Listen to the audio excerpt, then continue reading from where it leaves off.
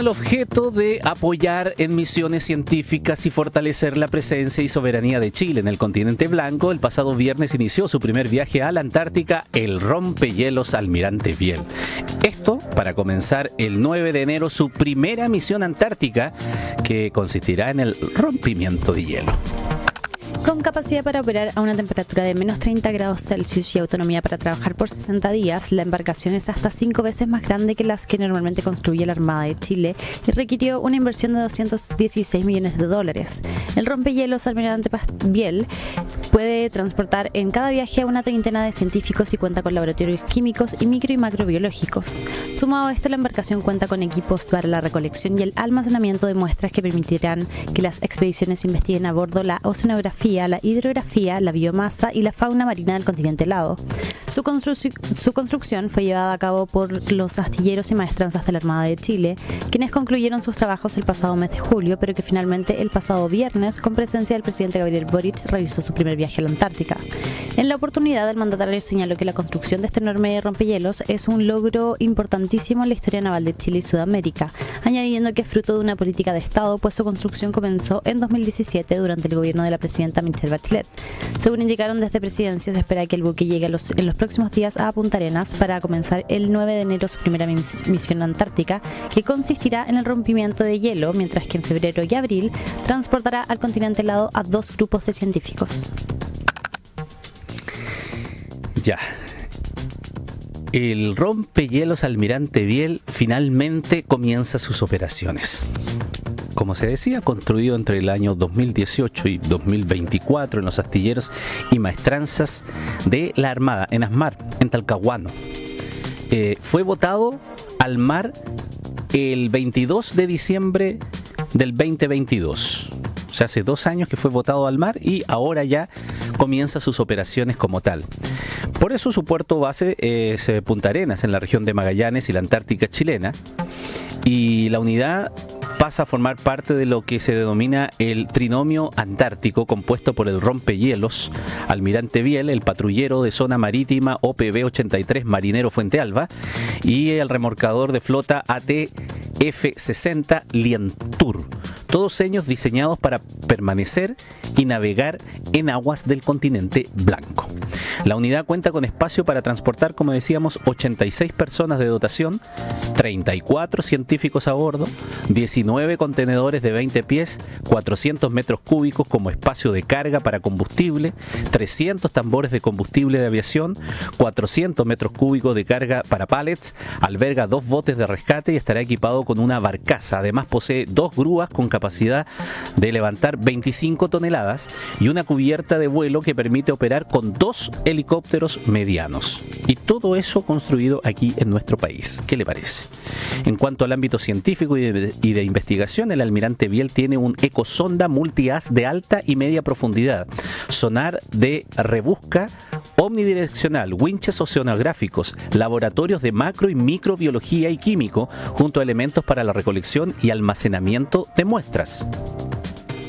El buque está bautizado en honor al contraalmirante Óscar Biel Toro, líder naval que prestó servicios a la Armada de Chile durante el siglo XIX. Entre sus hitos destaca el traslado de la corbeta Esmeralda desde el Reino Unido a Chile en 1856 y su lucha en la guerra contra España. Asimismo, Óscar Biel Toro fue comandante de la corbeta Chacabuco en la Guerra del Pacífico y llegó a ostentar el puesto de gobernador de Magallanes. En 1881 fue ascendido a comandante general de la Marina y luego nombrado intendente de la región de Valparaíso. Óscar Biel Toro falleció el 1 de septiembre de 1892 en París, Francia, y en su honor es que es bautizado esta embarcación. No es la única, porque antes ha habido también otros almirantes Biel. Y este Almirante Biel es a la fecha el buque científico antártico más grande construido en el país y en Sudamérica, con el que hará presencia naval en las gélidas aguas del territorio chileno antártico para apoyar en la investigación científica. ¿De qué manera? ¿Y de qué manera estamos haciendo ciencia en territorio antártico? A propósito de la entrada de operaciones del Almirante Biel, lo profundizamos aquí, en Doble Clic. Escuchas noticias en profundidad. Doble Clic. Conduce Ramón Ulloa en Tele 13 Radio y tele13radio.cl. ¿Y quién mejor para hacer esta conversación y entender a partir de la operación del Almirante Biel que Pamela Santibáñez, que es académica de la Universidad de Magallanes, doctora en Ecología y Ciencias Medioambientales, con quien ya estamos en comunicación?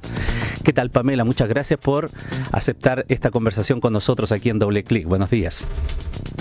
Buenos días, Ramón. Muchas gracias por la invitación. Además que es súper oportuna, porque nosotros cuando dijimos y estábamos analizando y hacíamos la pauta, dijimos, hablemos de ciencia, hablemos de este rompehielos, pero ¿por qué no lo hacemos con la madrina del rompehielos? Porque usted es la madrina del rompehielos. Yo decía que esto fue votada el 22 de diciembre, hace 2 años, el 2002, y usted es la madrina de esta embarcación, Pamela. Partamos por allí.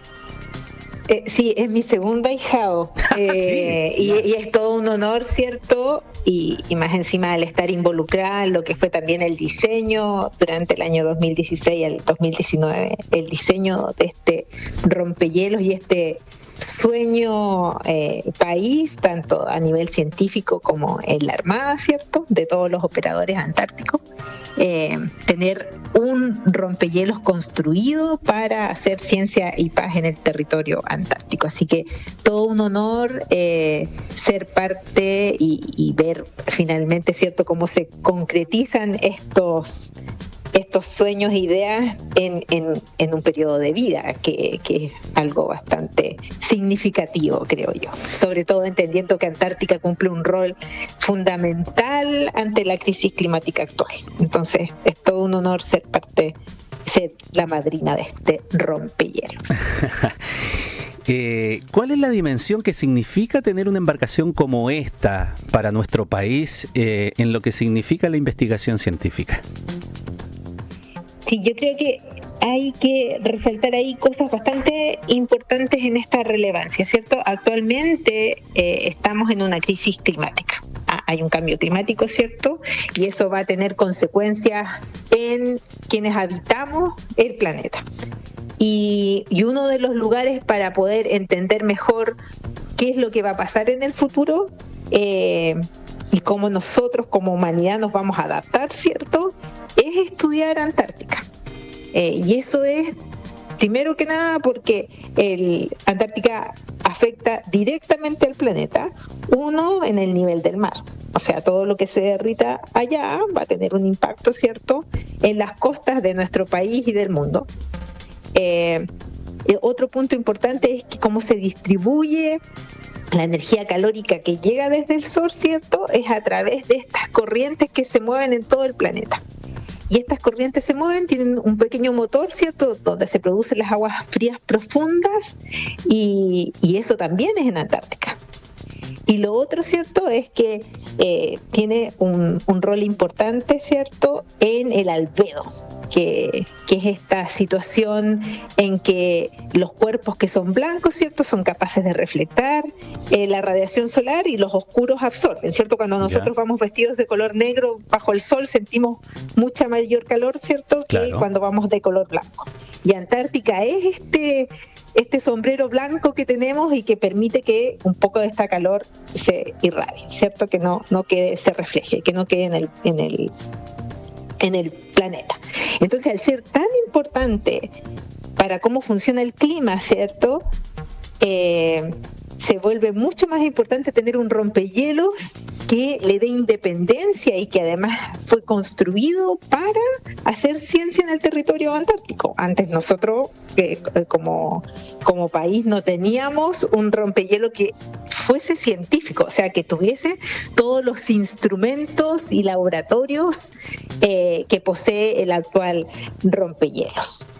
Entonces, ese es el gran elemento actualmente. Hay independencia, es algo que fue construido específicamente para hacer ciencia, y ante la crisis climática, nosotros como humanidad necesitamos entender qué va a pasar, cómo van a ser esas proyecciones, porque así tomamos mejores decisiones para adaptarnos. Así que nos entrega independencia y especificidad, ¿cierto?, al poder desarrollar ciencia de manera independiente en el territorio.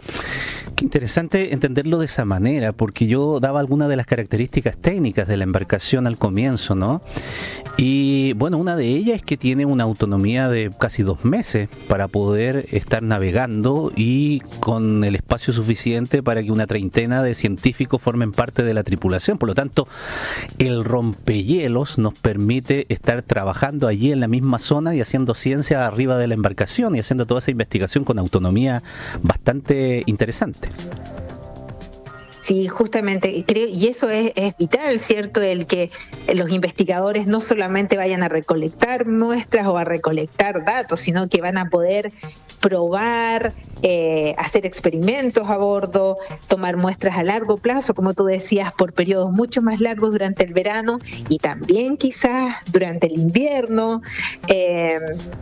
Entonces, nos trae, ¿cierto?, algo que Chile, con las capacidades actuales que tiene en términos de ciencia antártica, viene a transformar quizás en un punto de inflexión para la ciencia que estábamos desarrollando, ¿cierto? Entonces, si el rompehielos tiene un buen uso, un buen plan de trabajo, va a traer consecuencias importantes en el desarrollo científico antártico a nivel nacional e internacional. Y eso es importante porque todo lo que se estudia ahí no queda solamente para el país, sino que es capaz de nutrir modelos a nivel global, lo que nos permite también tener un mayor conocimiento de cómo y qué va a ocurrir. Ahora, para entender la exploración científica, entre otras muchas cosas, ya nos hacías una introducción respecto de la importancia que todo aquello tiene, pero desde el punto de vista del trabajo, tal vez más en concreto, el casquete polar, ¿qué tipo de información tiene que nos pueda servir su exploración profunda de aquello? ¿Qué es lo que nos puede develar o decir? Ya, aquí, ¿cierto? El Antártica tiene este casquete que es hielo glaciar, ¿cierto? O hielo meteórico que llamamos, que es producto de la acumulación de nieve y hielo, ¿cierto? Este casquete va creciendo y se forman también estas plataformas de hielo, que es este mismo hielo glaciar que se extiende sobre el océano. Y además tenemos hielo marino, que es un hielo que se forma por proceso de congelación y que ocurre durante el invierno, ¿cierto? La información que se guarda en este hielo que está el casquete por el mismo, ¿cierto? Es que tenemos información del pasado. Con esta acumulación de nieve que se va guardando año tras año, ¿cierto? Empezamos a tener información del pasado y para eso tenemos testigos de hielo que nos entregan esa información del pasado. Y esa información va, por ejemplo, en las burbujas de hielo se guarda el contenido de los gases de la atmósfera en tiempos pasados. Tenemos de las impurezas que quedan también atrapadas en el hielo y de la molécula de agua, que son termómetros, o sea, podemos conocer además las temperaturas pasadas. Todo eso está almacenado, ¿cierto?, en este hielo antártico. Pero además entender qué pasa meteorológicamente o climáticamente en el continente antártico, ¿cierto?, sobre este, también nos permite ir mejorando los modelos, entendiendo los procesos que van ocurriendo en la atmósfera. Bueno, digamos que la doctora Santibáñez es experta en el estudio de testigos de hielo y sería bueno tal vez definir bien qué son esos testigos de hielo, porque a lo mejor uno lo habla como el concepto, pero no necesariamente se entiende. ¿Los testigos de hielo qué son? ¿Son registros de perforaciones, cilindros de hielo que se extraen de ciertos lugares? ¿Son solamente antárticos? ¿Son de glaciares? ¿Son de montaña? ¿Cómo se realiza ese trabajo? Justamente, ahí lo dijiste, son estos cilindros de hielo, ¿cierto?, que son extraídos desde la superficie hasta el fondo que pueden tener distintos tamaños, se obtienen en distintos tipos de glaciares o casquetes o estos cuerpos de hielo que se forman por la nieve. Creo que algunos han visto, creo que la película se llama El día después de mañana, ¿Sí? que empiezan y muestran una perforación. Empieza la película con una perforación, creo que en Groenlandia, y se muestran estos tubos almacenados, ¿cierto? Exactamente, así empieza. Así empieza la película, ya. Son esos mismos cilindros. En Antártica es el lugar donde podemos obtener mayor información hacia atrás, hacia el pasado. El más antiguo es de 800.000 años, son cerca de 3 kilómetros y medio, 3 kilómetros 8, casi 4. Y es porque tenemos las condiciones para ir almacenando, ¿cierto? Hay que pensar que Antártica en su lugar más alto, ¿cierto? Tiene cerca de 4.000 y algo metros de hielo sobre el continente, o sea, es muchísimo, ¿cierto? Y por eso los testigos de hielo que se toman en Antártica nos pueden entregar información mucho más antigua que en otros lugares. En Groenlandia está cerca de los 200.000 años aproximadamente, y aquí en Chile, las montañas, también podemos obtener testigos cortos que también nos entregan información sobre la cantidad de precipitación, por ejemplo, que ha caído en el territorio, etcétera. Entonces en Antártica hay profundos cerca de 8 o 9, el más antiguo es de 800.000, hay algunos que son de 60.000 pero que tienen resoluciones anuales, entonces podemos conocer los gases atmosféricos pasados, las temperaturas pasadas, qué pasó en el continente, cuán grande fue y cuán extenso fue el hielo marino, por ejemplo.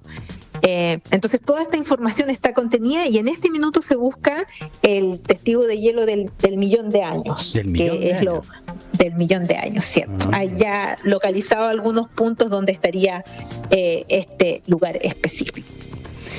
Ahora, cuando señalaba hace un rato el hecho de esa información que queda por dicho de alguna manera bien sencilla, ¿no? Atrapada en el hielo por tantos años, está también la información, por ejemplo, microbiana. Queda allí quizá bacterias atrapadas que permiten su estudio, su localización, su caracterización, entender cómo era, ¿no? Entonces nuestro planeta y de qué manera se interactuaba microbiológicamente hace tantos miles y miles y miles de años nuestro planeta para comprender qué era lo que había y eventualmente proyectarlo en el futuro, también pensando en la acción de otros microorganismos que eventualmente hoy día, no sé, pues podríamos estudiarlo y a partir de eso entender cosas que nos están pasando. Así es, justamente. Hay que entender algo sumamente importante. En estos últimos años, ¿cierto? Tenemos tecnologías que nos permiten, ¿cierto?, identificar, saber y conocer qué tipos de microorganismos existen en el planeta, dónde están, qué hacen, y eso gracias a la biología molecular. Y saber qué hacen estos agentes invisibles, porque eso es lo otro importante. Antártica está dominada por microorganismos, y el planeta también. De hecho, los microorganismos, ¿cierto?, sean bacterias o arqueas, ¿cierto?, que nosotros normalmente cuando nos pensamos en estos microorganismos pensamos que son dañinos, ¿cierto?, y patógenos, claro, y nos enfermamos, etcétera, pero menos del 3% de todo lo que hay es patógeno. O sea que podría producir una enfermedad. El resto mantienen funcionando el planeta. Entonces estos seres invisibles son llamados los bioingenieros de la vida en la Tierra. Si no estuviesen, nosotros no podríamos vivir. Así de simple. O sea, el carbono o el nitrógeno que tenemos en nuestro ADN es porque los microorganismos son capaces de producirlo o fijarlo de la atmósfera. Entonces, ante la relevancia que tienen los microorganismos, teníamos que buscar, para poder entender el pasado, actualmente los microorganismos están como en una caja negra, ¿cierto? No sabemos muy bien qué hacían en el pasado. Entonces, uno de los lugares para poder entender qué procesos gatillaron estos microorganismos en el pasado son los testigos de hielo, y en este momento nos encontramos, ¿cierto?, desarrollando protocolos, viendo cómo podemos obtener mayor información, porque aquí pasa algo muy importante, creo que tú lo dijiste anteriormente. Estos cilindros son complejos en su extracción. Pueden tomar aproximadamente 5 años, se van sacando cada 1 metro y tenemos que llegar a los 3.8 kilómetros, ¿cierto? Se van sacando de a poco, luego de eso se divide la mitad del testigo de hielo y solamente se analiza una mitad, la otra mitad se guarda como archivo cuando mejoren las capacidades tecnológicas. Son extracciones muy caras, de hecho es Estados Unidos y algunos países de Europa quienes son capaces de extraer, pero además estas extracciones, así como todo lo que sucede en Antártica, se hace de manera colaborativa.